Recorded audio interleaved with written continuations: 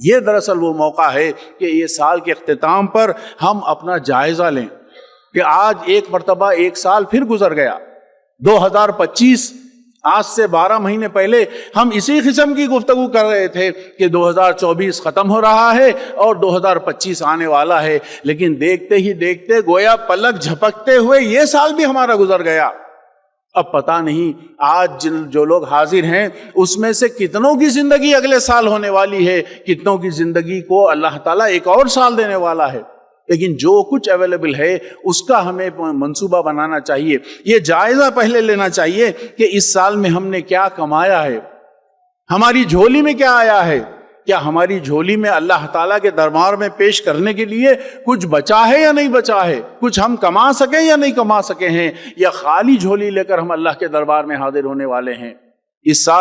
سال جو گزر گیا ہے، ہماری صلاحیتوں کا ہم نے کہاں استعمال کیا،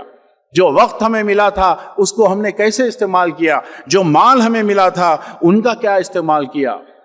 جو رشتے ہمارے تھے، جو تعلقات ہمارے تھے، جو ذمہ داریاں ہماری تھیں، ان کا ہم نے کتنا حق ادا کیا۔ یہ وقت ہے آپ اور میں اپنا جائزہ لیں اور سوچیں، پھر اس کے بعد اگلے سال کے لیے منصوبہ بنائیں۔